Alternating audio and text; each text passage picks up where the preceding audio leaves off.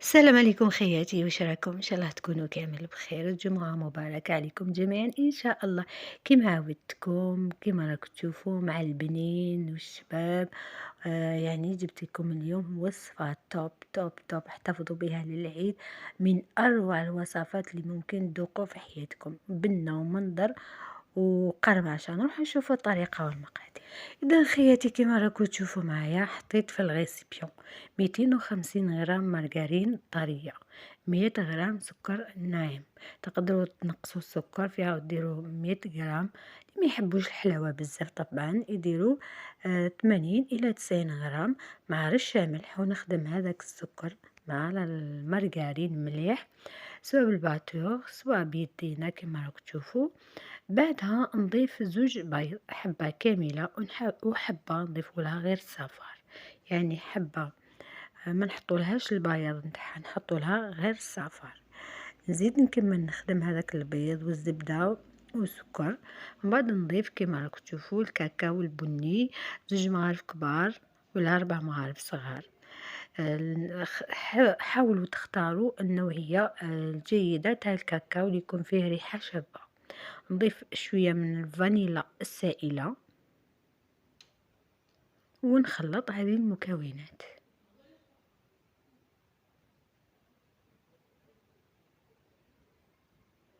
وصفة سهلة اقتصادية ما فيهاش كامل مكونات، يعني اللي يقدروا يعجزوكم باش تحضروها.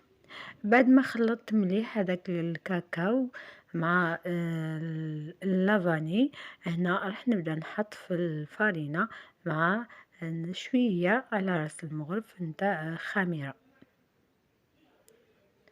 ونبدا نجمع حتى نتحصل على عجينة تكون طرية.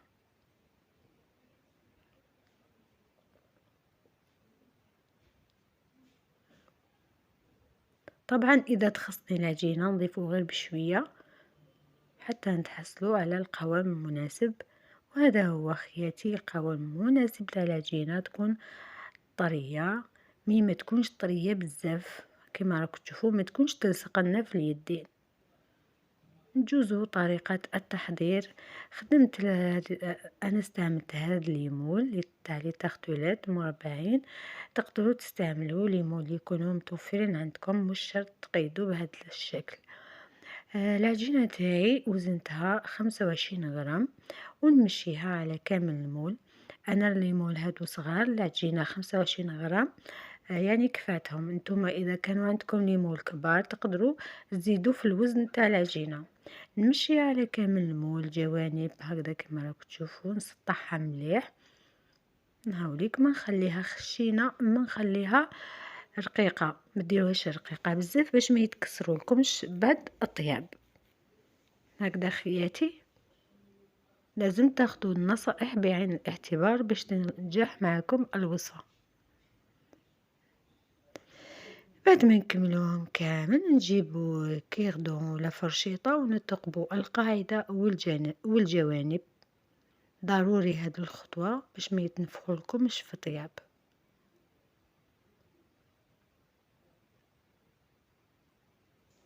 ومن بعد ما نكملو نحطوهم يطيبوا في فرن مسخن مسبقا، نشعلوا لهم من التحت يتحمروا مليح مليح. خلوهم يطيبوا مليح حوالي 4 ساعة وهما يطيبوا. ما تشعلوا لهم من الفوق شوية وخلوهم يبردوا بعد الطياب.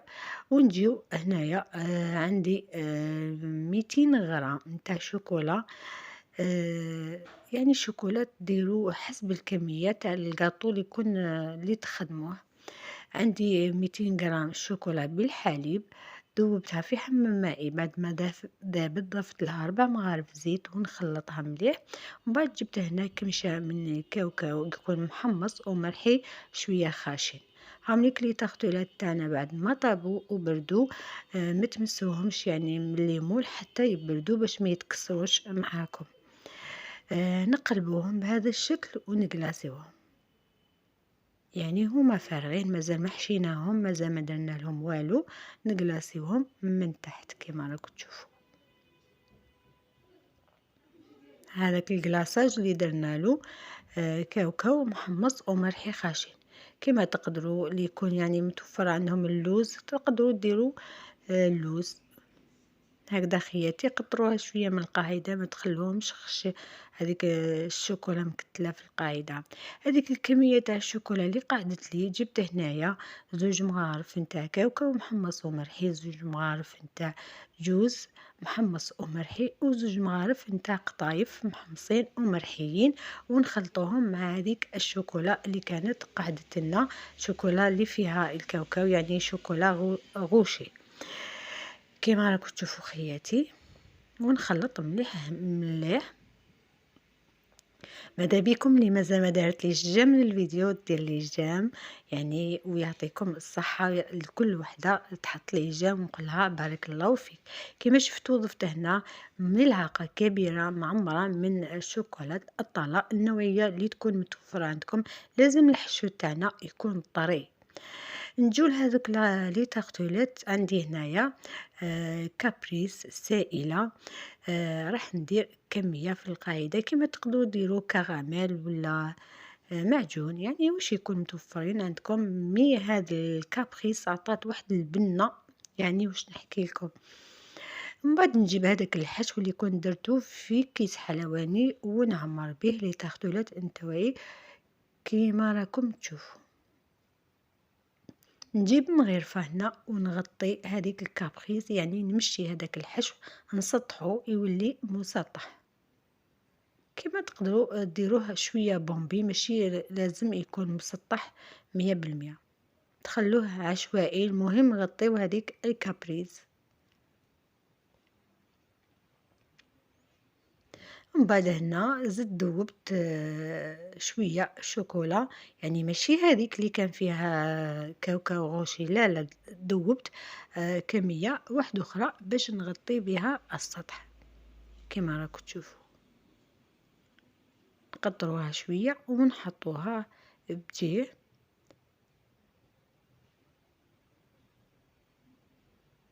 نزيدو واحده اخرى. انا للامانه هذيك العجينه ما خدمتهاش كامل، هذا الكاطو يعني قسمتها خدمت بها عده اشكال. هنا قبل ما تنشف معايا الشوكولا نجيب كاوكاو تاني يكون محمص ومرحي شويه خاشن ونزين به الاطراف. يعني الكاوكاو اللي نغربلولو شويه هذاك الرقيق ونديرو غير المتوسط والخاشن. كاوكاو تاعكم حمصوه مليح على نار هادئه حتى ياخذ هذا اللون اللي راكم تشوفوا فيه. نجيب هنايا هاد الكويرات اللي كنت خدمتهم من هذاك الحشو اللي حشيت به لي تارتولات، كان قاعد لي شويه درت به كويرات وقلاسيتهم بالشوكولا. ومن بعد قبل ما تنشف الشوكولا درت لهم شويه كاوكاو خشين من الفوق يعني، وتقدروا تزينوا كما تحبوا عندكم الاختيار.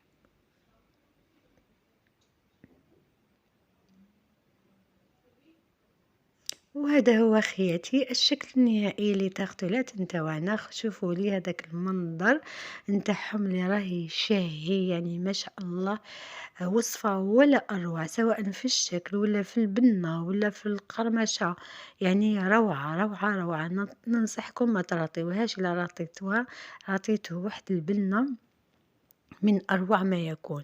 والشكل تاعها كما راكم تشوفوا الشكل يعني ما شاء الله جاء تحفة، سورتو إذا زدتوا لها الكيسات فليت. هنا راح نقسم معكم قطعة خياتي. شوفوا معايا هذيك الطراوة يعني صدقوني واحد البنة ومن أروع ما ممكن تذوقوا. شوفوا لي هذيك الطراوة، شوفوا هذيك الكابخيس اللي درناها كيفاش راهي يعني ما شاء الله.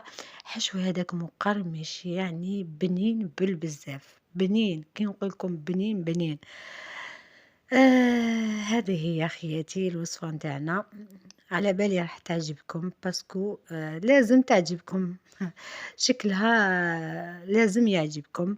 ما بقى لي غير نقول لكم نتلاقاو في فيديو قادم بحول الله وسلام.